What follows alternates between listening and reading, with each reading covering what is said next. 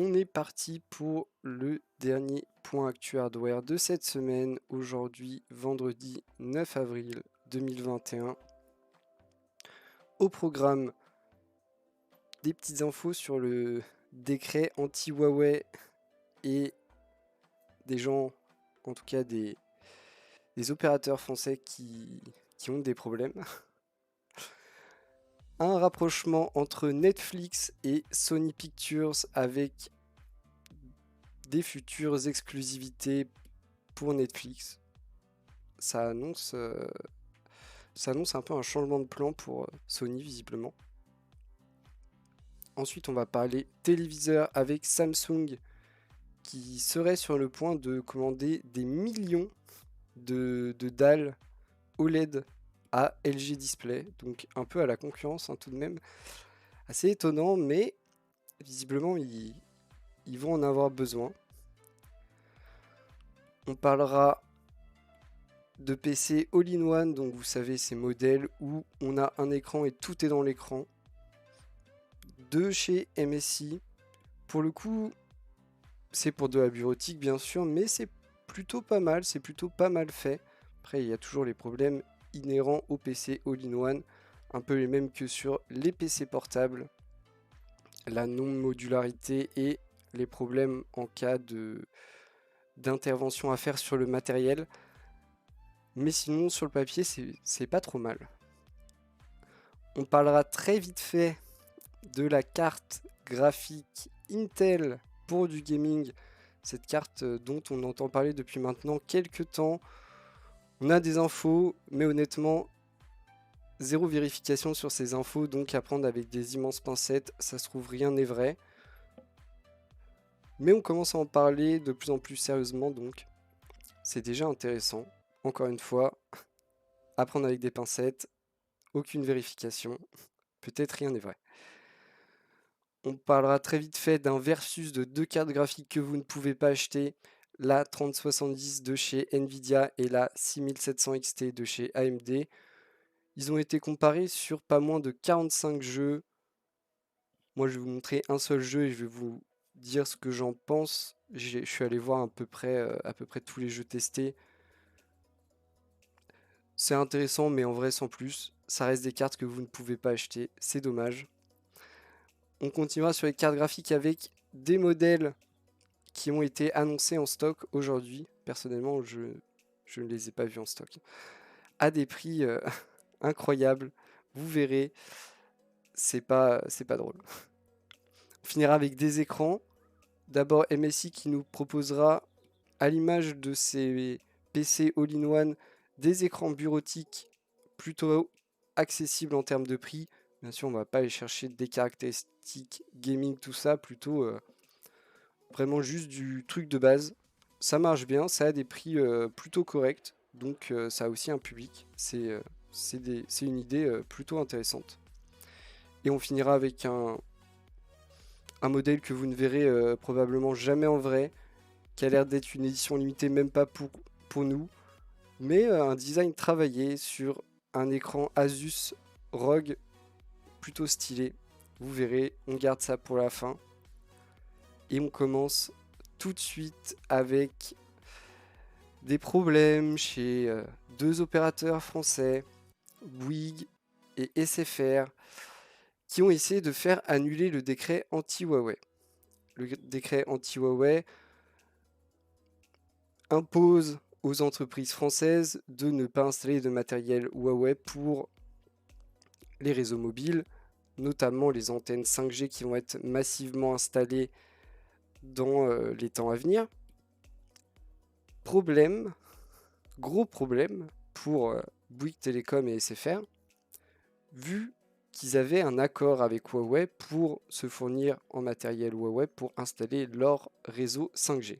Donc gros problème de base, ils ont essayé de faire annuler cette loi qui les privait de leur accord, et ça ne marche pas.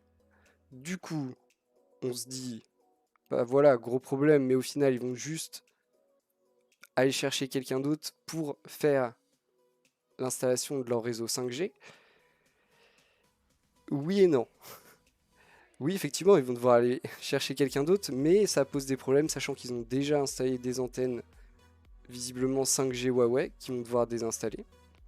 Et deuxièmement, leur réseau existant déjà de marque Huawei va devoir être changé parce que voilà, si vous changez de constructeur, ça ne marche pas. On n'a pas de compatibilité entre les constructeurs et donc il faut avoir tout un système du même constructeur. Donc là, en ce moment, ils essayent de voilà, avoir des subventions, un peu d'argent pour amortir le choc, clairement. Ce qu'ils essayent de négocier, mais visiblement, ça ne passera pas, hein. Le décret anti-Huawei restera bien en place pour la 5G surtout. Il est là pour, dans le but d'éviter tout problème de fuite de données vers l'étranger, notamment la Chine, un peu à l'image des États-Unis qui blacklistent certaines sociétés chinoises. Donc voilà, on veut être maître de nos données et on sait que la 5G est une technologie qui va se répandre à travers le monde entier et l'État et le gouvernement français visiblement souhaitent rester maître et garder la main sur les données et éviter tout problème potentiel en s'assurant que Huawei ne sera pas au cœur de notre réseau 5G français. C'est un choix fort. Ici, ça embête bien visiblement Bouygues Télécom et SFR. Mais bon, c'est la loi, donc il faudra respecter et il faudra trouver quelqu'un d'autre. Clairement, Huawei qui a vu beaucoup de portes se fermer autour d'eux. Et ça va. Ça, ça devait être un avenir radieux pour eux, ça l'est beaucoup moins que prévu. En même temps, voilà, hein, ils ont été mis sur la liste noire de la part de beaucoup d'États et et sur beaucoup de secteurs qui dominaient, donc ça pose des problèmes, forcément. On continue avec des alliances de gros groupes, et ici vraiment des gros groupes. On parle de Netflix, on parle de Sony Pictures. Voilà, Netflix on présente plus, Sony Pictures pas vraiment non plus. Sony qui donnait l'impression de vouloir aller vers sa propre plateforme, rentrer dans la guerre des plateformes, guerre qui est déjà chargée, hein. Il y a du monde qui bataille. Nous déjà en France on peut s'en apercevoir, mais imaginez qu'il y en a encore plus de plateformes aux États-Unis que chez nous. Donc ça fait beaucoup. Visiblement ils ont décidé de faire un peu marche arrière et signent des accords d'exclusivité avec Netflix. Alors, attention, accord d'exclusivité oui, mais accord d'exclusivité après la sortie en salle et la disponibilité en SVOD, les VOD payantes. Donc en VOD du coup, pas SVOD, en VOD, les VOD que vous payez. Donc c'est un peu quand même exclusivité après certains trucs déjà. On nous parle ici d'Uncharted, de Spider-Man et de Resident Evil. Attention, notamment pour Spider-Man, on ne parle pas des Spider-Man qui sont dans le MCU, parce que là du coup c'est Marvel qui a les droits et ça sera sur Disney ⁇ et pas sur Netflix, vous pouvez en être sûr. On parle d'une série animée je crois, que je ne connaissais pas. Mais, euh, mais voilà, donc ça montre tout de même bien que Sony n'a pas décidé, du moins à court terme, de créer sa plateforme. Sinon, il ne signerait pas des accords d'exclusivité avec une plateforme potentiellement concurrente, c'est sûr. Pour Netflix, ça les régale. Eux, ils récupèrent des grosses licences de Sony Pictures en exclusivité Là où on sait qu'en ce moment, c'est complètement la guerre des plateformes, à savoir qui aura les droits sur quoi, et on sait que tout le monde n'a pas les mêmes armes, tout le monde n'a pas la même force de création. Quand vous devez racheter des droits à tour de bras et quand vous créez beaucoup, ce n'est pas la même chose. C'est quand même plus simple quand vous créez beaucoup d'ajouter du contenu à votre plateforme. Quand vous devez acheter les droits pour ajouter du contenu, on est tout de suite dans une autre histoire. Donc ça fait du bien à Netflix, ça leur assure du contenu qu'ils n'ont pas à créer. Et en vrai, j'imagine que Sony, qui a du coup décidé de ne pas se lancer, du moins pour l'instant, dans l'aventure de créer sa propre plateforme, est aussi très bien en signant des accords qui doivent être potentiellement bien vendus de leur part. Donc c'est plutôt cool. Encore une fois, les plateformes, c'est très bien. Avoir plusieurs plateformes, c'est bien aussi, jusqu'au moment où il y a trop de plateformes, et là, ça devient compliqué. On ne peut pas payer 40 abonnements pour avoir accès à tout ce qu'on veut. Mais c'est le jeu du moment d'ajouter toujours plus de plateformes et du coup d'avoir toujours une guerre plus accrue pour chaque achat de droits de contenu. Ça va devenir compliqué. Là où en plus, la mode du moment, c'est que les créateurs de contenu créent leur propre plateforme pour diffuser leur contenu à eux. Donc au bout d'un moment, il n'y a plus de droits à racheter, vu que tout le monde diffuse ses propres contenus. Toujours, toujours délicat. La, la solution la plus simple reste de créer par soi-même. Mais c'est forcément avec plus ou moins de réussite suivant les essais. Et ça assure forcément plus de challenge que de racheter les droits de quelque chose qui est déjà bien, qui a déjà marché et qui n'a même plus de public à conquérir, qui a déjà une fanbase, forcément. Ça doit sembler plus simple. En tout cas, un rapprochement de gros groupes assez intéressant. Et encore une fois, ça nous donne l'information que n'a pas l'air de vouloir lancer sa plateforme comme il pouvait le laisser faire entendre ces derniers temps.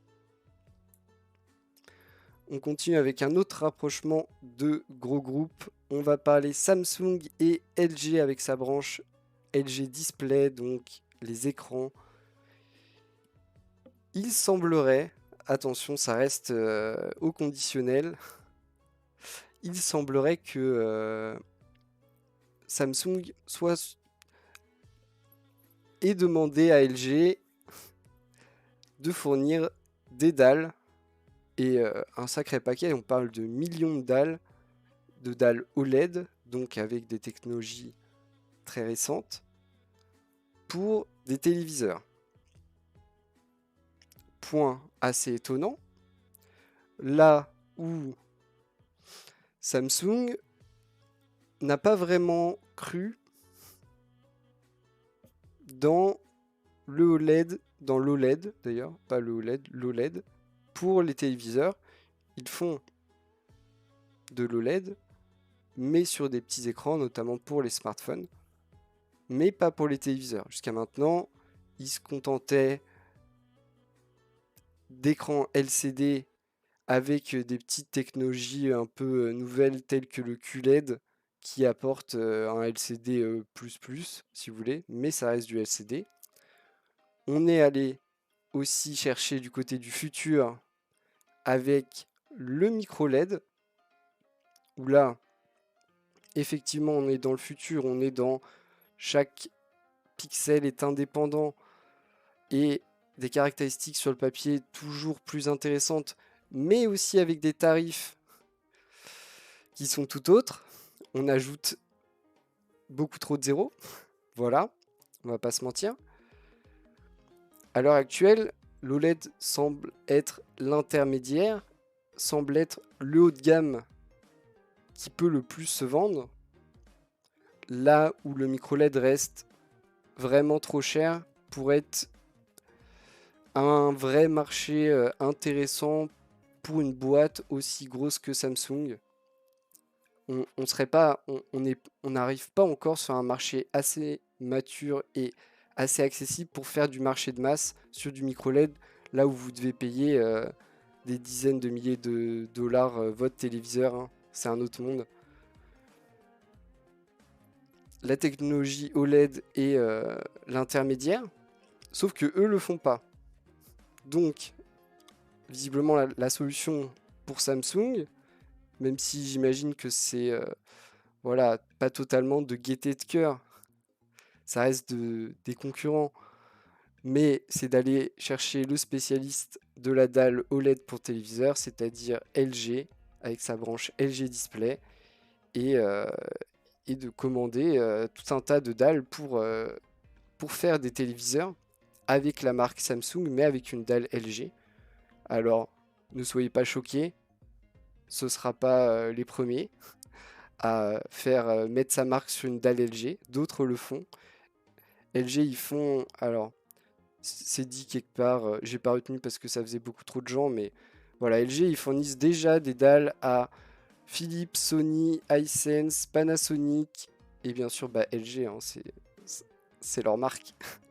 Mais voilà, ils ont déjà pas mal de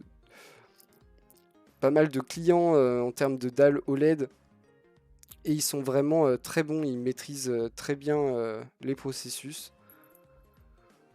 Donc Samsung a l'air de vouloir temporiser en allant chercher chez LG plutôt que de développer eux-mêmes leur propre technologie. C'est pas si bête que ça, là où à l'heure actuelle on est à peu près sûr que la future technologie sera la technologie du micro LED.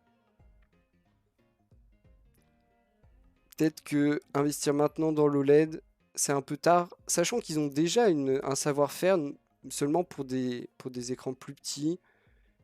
Et ça semble pas si bête que ça. Ils sont déjà sur le micro LED. Il y a déjà des gens qui ont des sites de production et tout.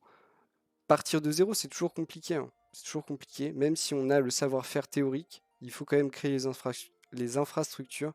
Et ça, c'est pas rien. Je pense que c'est un move assez safe de la part de Samsung, tout en sachant très bien que ça restera rentable. Vu que d'autres le font, ça restera rentable pour eux. Et derrière, ils vendront toujours leur marque en étant sûr que, voilà, même s'ils doivent avoir un peu de mal à l'admettre, on aura des bonnes dalles parce que LG fait des bonnes dalles OLED, tout le monde le sait, et là-dessus, il n'y a aucun problème. C'est quand même un move assez bien pensé pour toujours proposer à peu près toutes les gammes de prix sans être tout de suite dans des trucs assez indécents. On va le dire comme ça. Ça reste assez frais et pas totalement officiel, définitif, mais c'est ce que révèlent plusieurs médias coréens et on parle de deux entreprises coréennes. Donc il y a moyen que ça soit fondé et, euh, et sur le point de se faire. On continue avec des PC all-in-one. Les PC all-in-one, c'est, bah, je vais vous les montrer. Voilà, hein, c'est ça. Sauf que là-dedans, vous avez tout un ordinateur. Et oui, incroyable, c'est un écran et un ordinateur en même temps. En fait, les composants de l'ordinateur se trouvent à l'arrière de l'écran et du coup, vous avez un écran qui est un peu plus épais qu'un écran classique. On est ici sur des modèles plutôt typés bureautiques, hein. On va pas aller chercher des très grosses performances. Alors, je vais vous retrouver les noms. Les noms, c'est les AM241 et les AM271. Il y a une erreur là, c'est 271. Pour un modèle de 24 pouces et un modèle de 27 pouces, plutôt classique. Dedans, il y aura plein de configs possibles avec jusqu'à un i7, alors je vais pas vous dire de bêtises, le 1165 G7 avec des parties graphiques intégrées en fonction de votre processeur. On aura de l'Intel UHD graphique si vous avez un i3 ou un Pentium et de l'Intel Iris pour un i5 ou plus. Vous aurez en termes de stockage un SSD M2, donc avec des très bons débits, et un disque dur classique. En RAM, on va jusqu'à 64 Go, encore une fois, ce sera customisable. On est sur de la RAM SODIMM, donc d'ordinateur portable. Côté écran, on est très classique, hein, Full HD, IPS, très classique. On va pas aller chercher des hautes fréquences de rafraîchissement ou des trucs un peu typés gaming, hein, c'est pas le but. En termes de connectique, et là c'est un point important parce que vous avez tout derrière l'écran et compliqué d'ajouter des trucs, hein, donc c'est important d'être déjà assez riche en termes de connectique. On a bien sûr du RJ45 pour Internet, on a aussi du sans fil avec les dernières normes, ça là-dessus c'est cool, ainsi que le Bluetooth, en sans fil on est vraiment bien. Ensuite en termes d'USB, et là aussi c'est pas mal, on a dernière génération de type A et de type C, on a aussi du 2.0 et du... Il n'y a pas de 3.0, ok. Je crois qu'il y avait du 3.0 aussi. Il y a aussi du 2.0, on a prise casque, forcément. Et le dernier point, ça je vous avoue que je sais pas méga convaincu.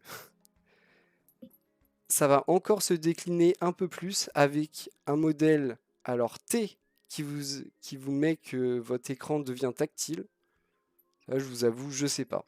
Pas méga convaincu sur du 24 et 27 pouces de rendre un écran tactile, mais à la limite, si vous voulez. Et ensuite, il y a la série P, qui là le rend réglable en hauteur sur 130 mm. Ça, j'avoue que j'aurais aimé que ça soit de base. De base sur tous les modèles, réglable en hauteur, ça aurait pu être cool. Après, dommage. Dommage, hein.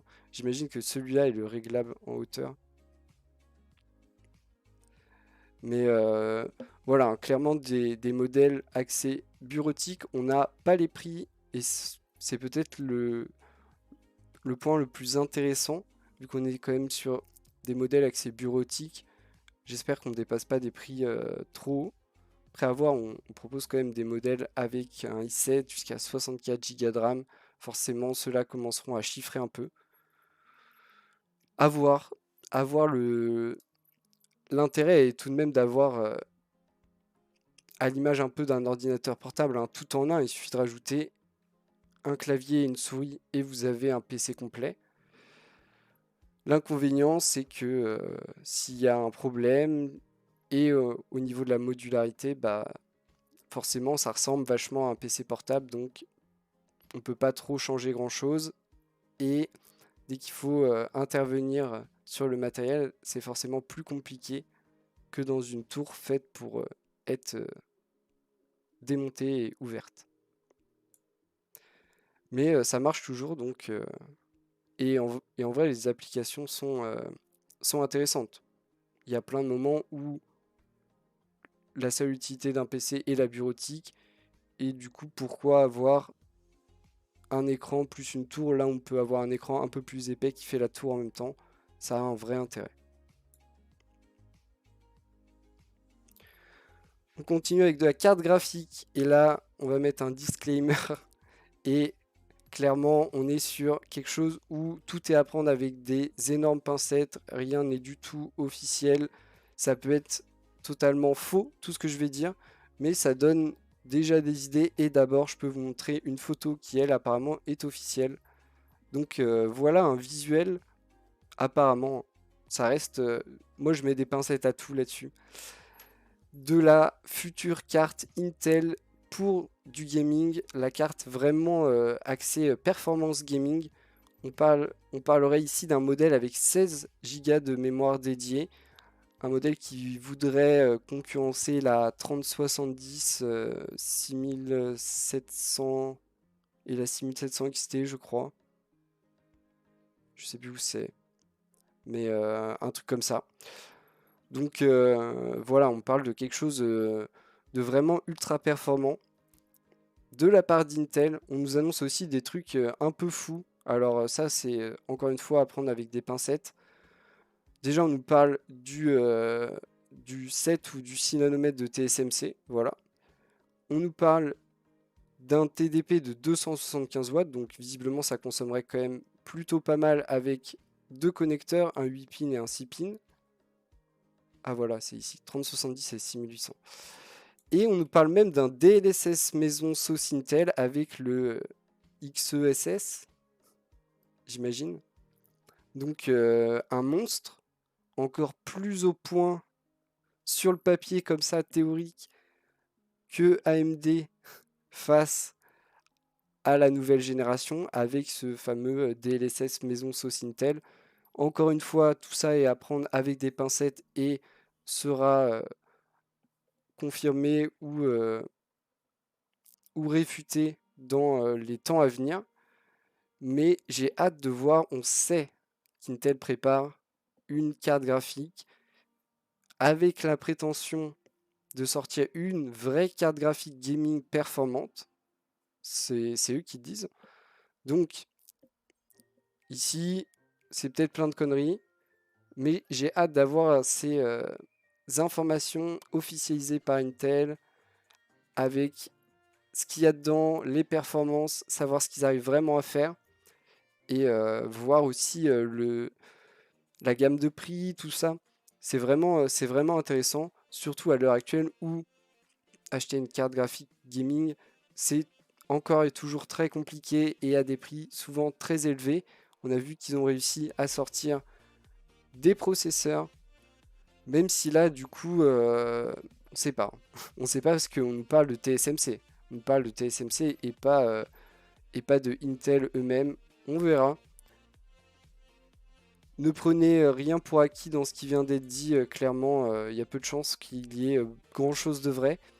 Mais j'ai hâte de savoir et ça fait bien trop longtemps qu'on nous l'attise. Donc j'aimerais savoir. À un moment, dites-nous, montrez-nous. Au, au moins des prototypes. On continue avec des cartes graphiques et des cartes graphiques que vous ne pouvez pas acheter, bien sûr. On compare ici la 3070 de chez Nvidia et la 6700 XT de chez AMD. Ils l'ont testé sur 45 jeux dans les 4 définitions classiques Full HD, 1440 et 2160. Je vous ai pas fait l'affront de vous montrer les graphiques des 4. On va juste voir ici Apex. On voit que Nvidia s'en sort mieux. On voit ici un 197 par rapport à 162 en Full HD. 135 chez Nvidia pour 113 chez AMD en 1440. Et 89 pour 74 en 4K. Donc ici dans Apex Legends, Nvidia s'en sort mieux. C'est pas le cas dans tous les jeux. Certains jeux, notamment le dernier Assassin's Creed, ça s'en sort mieux côté AMD. Mais sur la moyenne des 45 jeux, la 3070 de Nvidia est plus performante. Encore une fois, ça dépendra du jeu auquel vous jouez et de l'optimisation qui a été faite. Et aussi, j'imagine, un peu du moteur graphique. Côté prix, côté prix, côté prix, elles sont pas disponibles. Et elles sont à des prix plus élevés que ceux annoncés. Donc ça fait mal, vous voyez ici. 748 € pour la 3070, 639 pour la 6700 XT. Sauf que en vrai, la 3070 elle est plutôt à 919 au lieu de 748. Et la 6700 XT plutôt 833 au lieu de 639. Donc vous voyez, hein, ça n'a pas trop de sens tout ça. Ces cartes sont vraiment intéressantes sur le papier en termes de performance. Elles font ultra bien le taf. Elles bénéficient des dernières technologies. Côté Nvidia, chez AMD, on attend encore l'équivalent du DLSS annoncé. Mais elles sont trop peu disponibles à des tarifs bien trop élevés. C'est le seul problème. Et ici, la 3070 s'en sort un peu mieux que la 6700 XT, clairement. Sur une moyenne de 45 jeux, encore une fois, ça dépendra du jeu.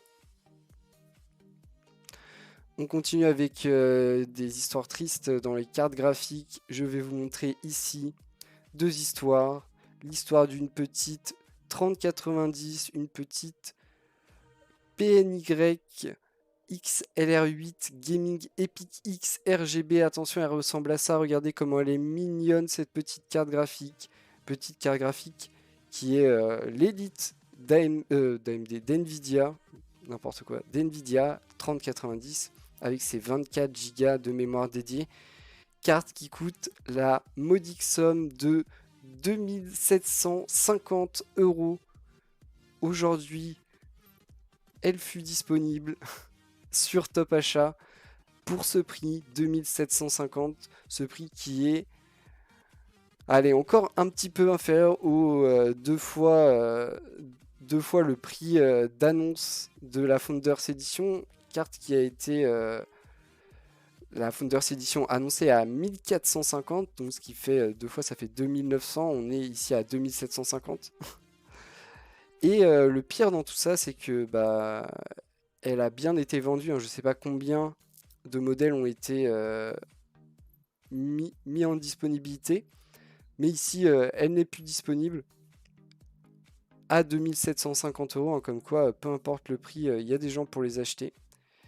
Et l'histoire ne s'arrête pas là, parce qu'on va rencontrer aussi une petite 3080 de chez MSI, la Supreme X, qui a aussi été disponible aujourd'hui.